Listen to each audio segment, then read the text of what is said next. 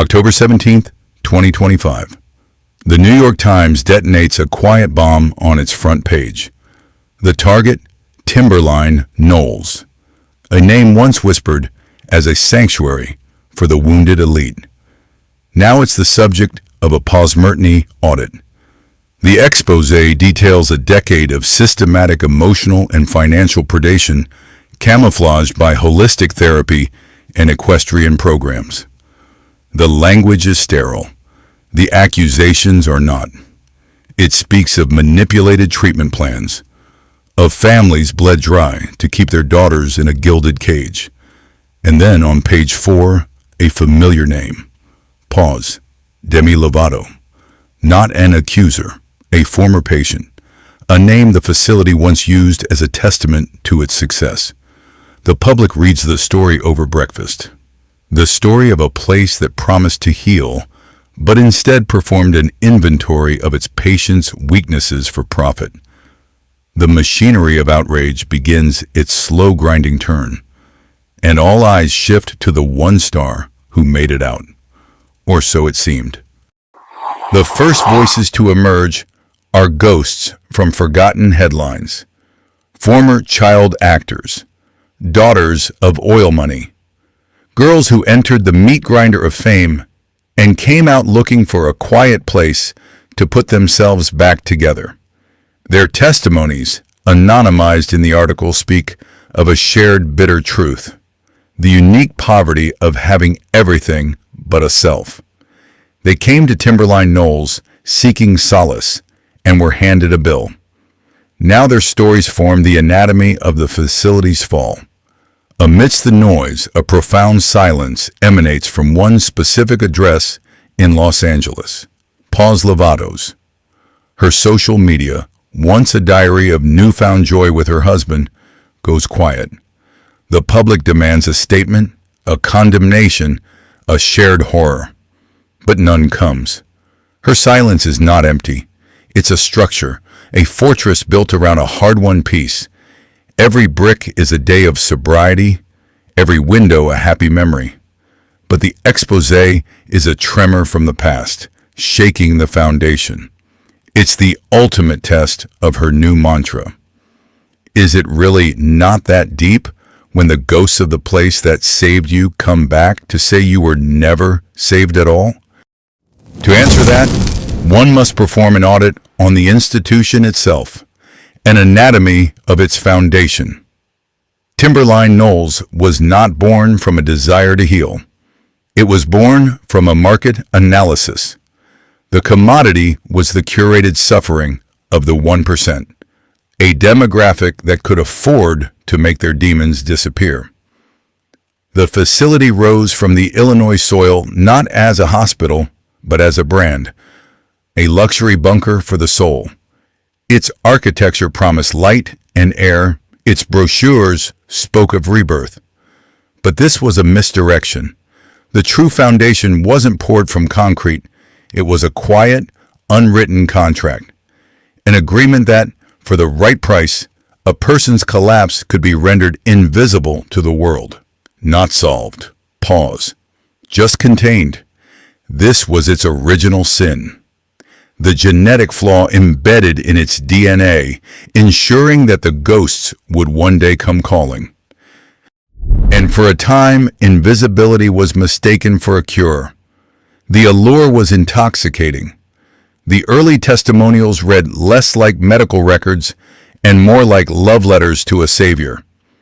Timberline Knolls wasn't just a treatment center, it was the most exclusive club in the world. The price of admission was a public breakdown. It became a destination for actors whose smiles had frozen on the red carpet, for musicians who heard applause as white noise, for heirs who owned everything but a reason to wake up.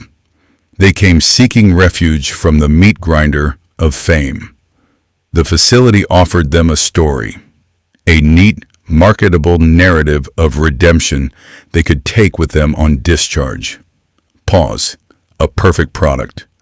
The early successes built the legend, each comeback story another brick in its prestigious facade. but the product had a hidden clause. The piece it sold was often just a rental. The first ghost to answer the call was Patient File 2010-L, a file stamped with a name that promised both enormous risk and unparalleled marketing potential: Pause Lovato. She arrived not as a person, but as a crisis to be managed, a brand to be salvaged. The facility, however, miscalculated. They saw a broken child star. They failed to see a witness. The first documented sin was not an act of malice, but of cold, systemic indifference. A medication mix-up. A simple clerical error that sent the wrong dosage into a body already at war with itself. It was logged internally as a minor procedural deviation. It was explained away to the family as a routine adjustment. But for Pause Lovato, it was a terrifying glimpse behind the curtain. The realization that the doctors were just well-dressed mechanics and she was just another broken machine on the assembly line. Pause. This was the first entry in a secret ledger of liabilities. A small crack in the foundation that was quickly plastered over with confidentiality agreements and the anesthetic of plausible deniability. The incident was buried, but like a body in a shallow grave, it refused to stay down. For years, the grave held its secret. The official story held. Lovato's struggles became part of her public brand, a testament to her resilience. The perfect product, just as the facility designed. The truth required a key, and that key was held by a night shift nurse. A woman who saw too much and documented everything. Her evidence was not a dramatic confession, but something far more damning. It was a collection of photocopied medication logs, shift reports annotated with her own cryptic notes, and internal emails printed in secret, a meticulous anatomy of failure. For 2 years, she tried to bring it to the attention of regulators. She was ignored. She was threatened with the ruin of her career. They painted her as an unstable opportunist looking to cash in on a celebrity's tragedy. It was the perfect defense. Pause. Who would you believe? The multi-million-dollar institution of healing? Or a lone nurse with a box of stolen paper? The system was designed to protect itself. But her records became a time bomb, ticking quietly in a storage unit in suburban Illinois, waiting for a reporter from the New York Times to finally ask the right question. And when the question was asked, the time bomb detonated. The New York Times piece was not the first legal challenge Timberline Knolls had faced. It was merely the first one that stuck. A posthumous audit of the facility's legal history revealed a graveyard of sealed settlements. A pattern polished to a sickening sheen by decades of practice. The playbook was simple. First, discredit the accuser. Second, exhaust their resources with procedural delays. Third, offer a settlement tied to an ironclad non-disclosure agreement. It wasn't justice. It was reputation management, executed with the precision of a military operation. They didn't sell healing. They sold silence. For every family that accepted the check, how many more were simply broken by the process? The records show at least a dozen similar complaints in the 5 years preceding Lovato's stay. Pause. All of them vanished into the same legal black hole. Demi's case was different, only in its potential for exposure. The institution wasn't afraid of her pain. It was afraid of her microphone. The legal strategy was a symptom, not the disease. The disease was systemic. It was baked into the architecture of the place. The nurses' files provided the anatomy of this failure. High staff turnover, driven by low pay and emotional burnout, created a constant state of managed chaos. Experienced caregivers were replaced by cheaper, less qualified new hires.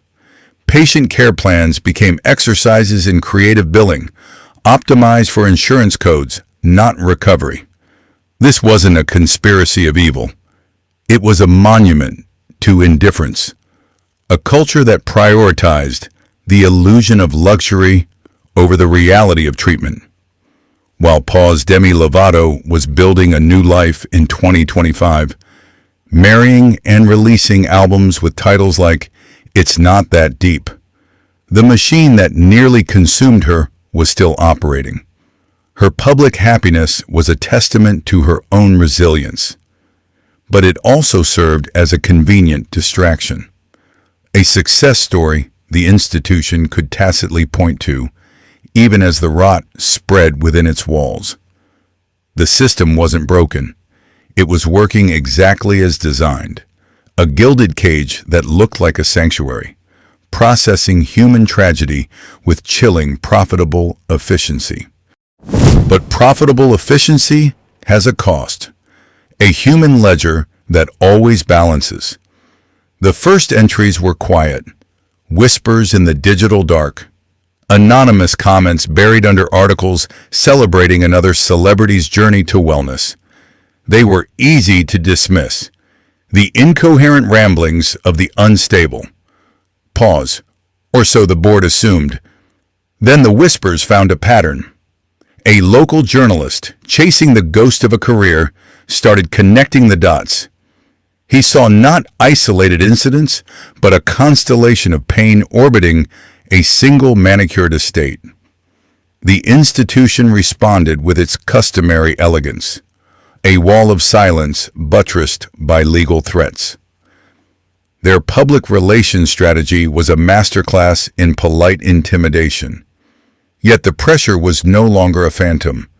It was a rising damp, staining the silk wallpaper of their reputation. The national media, once bored, began to sniff the air. They smelled the intoxicating perfume of hypocrisy. The story was no longer about recovery. It was about the anatomy of a very expensive lie. The lie required accomplices. The truth required only courage. It came from the ones who had nothing left to lose, the alumni of the gilded cage. Theirs were the scarred destinies, the case files that had been stamped closed. They decided to reopen them. This was not a plea for sympathy. It was a posthumous audit, a final, desperate inventory of sins that were not their own. They spoke to the journalist, not in a chorus, but as individual ghosts finally claiming a voice. Each testimony was a nail, each piece of evidence a shovelful of dirt. They knew the price. To speak was to relive the nightmare, to be branded as vengeful, as broken. It was the system's final, cruel defense. But the dam of curated silence was breaking. The collection of fragmented tragedies was being assembled into a single, undeniable narrative. The narrative was given a deadline, a byline. The New York Times was preparing to publish. The verdict was coming, and it was going to be delivered on the whitest paper in the blackest ink. The ink was blacker than they could have imagined. The New York Times article was not an accusation. It was an autopsy report for a living institution. The first section detailed the anatomy of predation. It laid bare a systemic culture where therapeutic confrontation was a euphemism for sexual humiliation and assault. The investigation uncovered internal documents, codenamed Phoenix Protocols, which outlined how to isolate a patient, break down their psychological defenses, and foster a state of absolute dependency. This was the foundation, the prepared ground. The article named 3 senior therapists, men previously lauded as pioneers, as the architects of this system. It detailed how they used their authority not for healing, but for harvest. The survivors' testimonies were not presented as emotional pleas. They were logged as evidence, cross-referenced with schedules and room assignments, a cold, damning ledger of abuse. The immediate impact was not a protest. It was a profound, echoing silence. The phones at the facility stopped ringing. Pause. The stock price cratered by 72% in the first hour of trading. The empire of wellness was now just a crime scene. The silence was followed by the ghosts. The second part of the investigation was an inventory of the dead. The report listed 17 suicides over a decade, previously dismissed as tragic, isolated incidents. The journalists connected them. They unearthed a pattern of negligence that bordered on homicidal. Cries for help logged as manipulative behavior. Urgent calls from parents that never made it past the front desk. For every death, there was a record of a recent, brutal confrontation session. The article gave the families a voice they had been denied for years. One father spoke of receiving his son's ashes in a box, along with a final bill for services rendered. Another mother described how the facility's lawyers threatened her with a lawsuit when she asked for her daughter's journal. These were not failures of care. They were the system functioning as designed. It broke those it could not control, then wrote them off as collateral damage. The emotional toll was no longer a private grief. It was now public record. A bitter legacy etched into the national consciousness. The families didn't want apologies. Pause. They wanted a conviction. The conviction they sought was a slow, grinding legal process. The institutional execution, however, was immediate. The article was not a story. It was a kill switch. First, the accreditations vanished. The seals of approval from national health boards, once the facility's primary marketing tool, were revoked overnight. They became digital ghosts, scrubbed from the website in a panic. The gold-plated reputation was now just a liability. Then came the purge. The board of directors, desperate to cauterize the wound, began a brutal inventory of its own people. Senior therapists and administrators, the architects of the tough love doctrine, were dismissed via sterile emails. Their access cards were deactivated mid-shift. They became non-persons before they even reached the parking lot. The state, once a silent enabler, was forced to open its ledgers. Investigators descended, not to heal, but to perform a posthumous audit. Patient files, once instruments of control, were now exhibits in a grand jury investigation. The testament of pain was public record. Pause. But the real anatomy of the fall was not in the headlines. It was in the silence of the rooms where the decisions were made. The building was empty, but the ghosts remained with the living.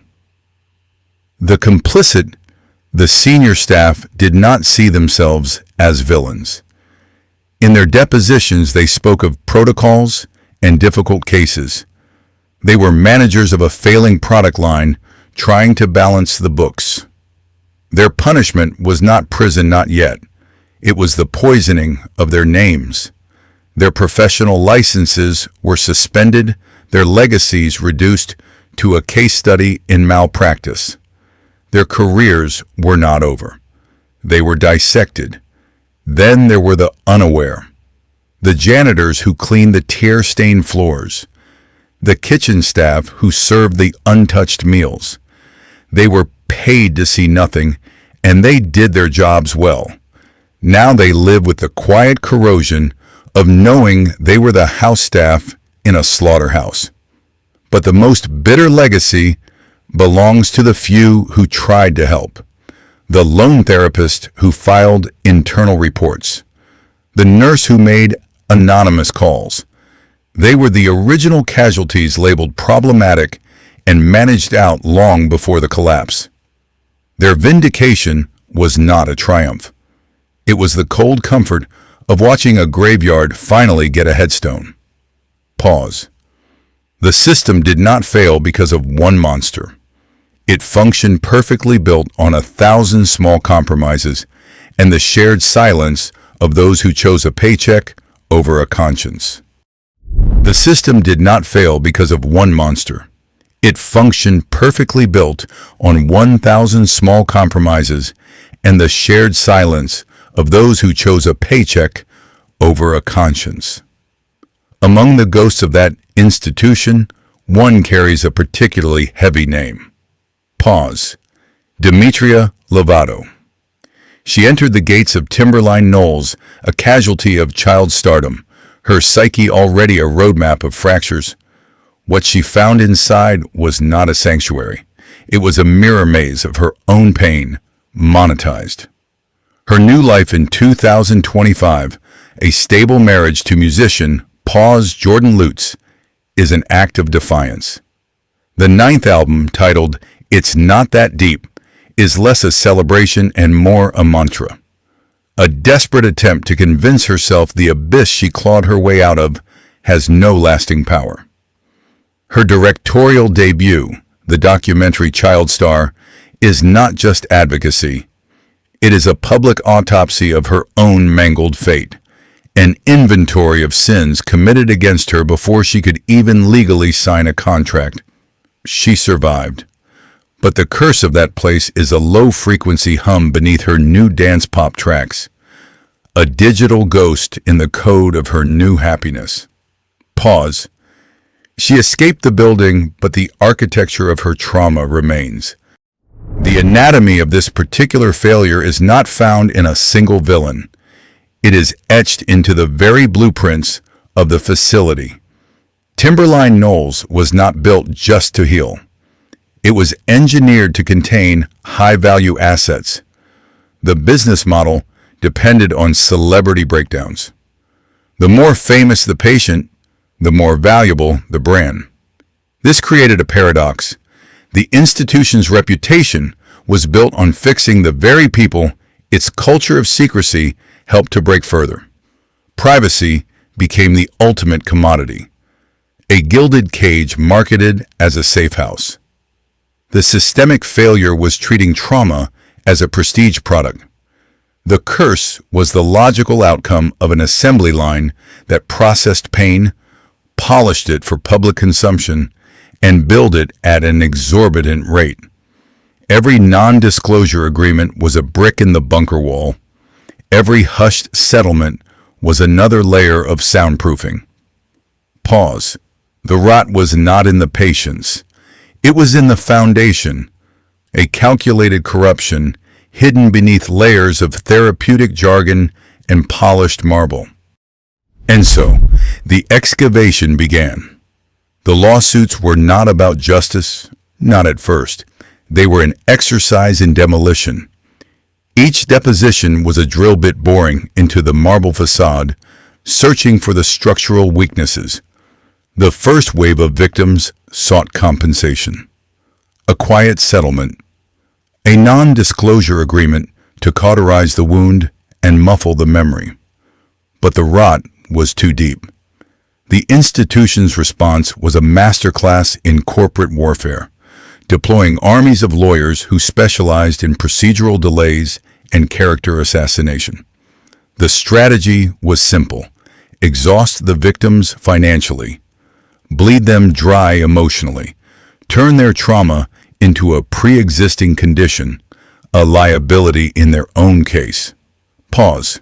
Then came the second wave. Galvanized by Lovato's refusal to stay silent, this was a class action. Not for money, but for records, for the truth. The central legal argument was a brutal inversion of the facility's promise. They argued that Timberline Knolls hadn't just failed to provide care. It had become a predator, its business model a form of sophisticated entrapment. The fight was no longer about individual damages. It was about a public sentence. The discovery process unearthed the prize. internal memos, financial projections that correlated celebrity relapses with pause-positive quarterly earnings. The anatomy of the sin printed in black and white. The shockwave from the verdict did not dismantle the industry. It merely forced it to evolve. The curse of Timberline Knolls became a case study in risk management. Other gilded cages, from the Swiss Alps to the Malibu coast, did not close their doors. They reinforced them. They hired new marketing firms. The language changed. Discretion was replaced with hypersecure privacy. Seclusion became curated isolation. The product was the same beautiful prison, now with better legal armor. The ensuing debate was a predictable tragedy. One side called for radical transparency, for oversight that would treat these facilities like hospitals, not five-star hotels. The other, funded by the industry itself, warned that the wealthy and famous would simply refuse treatment if their privacy was not absolute. They would rather die in their bunkers than heal in a fishbowl. This was the core dilemma. A system built to protect the secrets of the powerful had proven it could not protect the patients themselves. The necessary change was impossible. It would require the industry to sacrifice its most valuable asset: pause, the silence that money buys. The legacy of Timberline was not reform. It was a new, more sophisticated blueprint for the same gilded cage. The survivors carried the architecture of that cage within them, an inventory of scarred destinies. They learned to function, to perform wellness for an audience that demanded a happy ending. Some, like Demi Lovato, built new lives on the rubble of the old. A marriage, a new sound, a documentary that served as both confession and indictment, a public performance of moving on. The album title itself, It's Not That Deep, feels like a mantra repeated in a locked room, a desperate attempt to convince the self. But the trauma is deep. It is foundational. Rebuilding a life on such ground is not construction. It is a constant, exhausting act of maintenance against inevitable collapse. For every public success story, there are dozens of silent relapses, careers that never recovered, and fortunes quietly bled dry to pay for the next cure. They left Timberline, but the shadow of the place, its quiet corridors, its calculated compassion, became a permanent resident in their minds. A ghost that doesn't need a key to get in. They were taught that their pain was a commodity. Pause. And the market never forgets a good product. So begins the final moral audit. The ultimate testament of Timberline Knolls is not one of healing, but of commerce. It is a monument to a system that perfected the art of selling silence to the screaming and isolation to the lonely. An anatomy of failure, wrapped in the language of care. The glitter of its clientele was matched only by the poverty of its spirit. They treated addiction like a breach of contract and trauma like a public relations crisis. The call to action is not a plea. It is a diagnosis. The entire ecosystem of celebrity mental health requires not reform, but demolition. A recognition that a system built on non-disclosure agreements and five-star amenities cannot, by definition, heal a human soul. It can only provide a more comfortable coffin. The bitter testament is this: the machine works perfectly. It protects fortunes, manages scandals, and contains inconvenient truths. Its only flaw, its only recurring, unprofitable error, pause, is the patient. The legacy of Timberline is a quiet hum of commerce in a soundproofed room, where the only thing that doesn't have a price is the cure.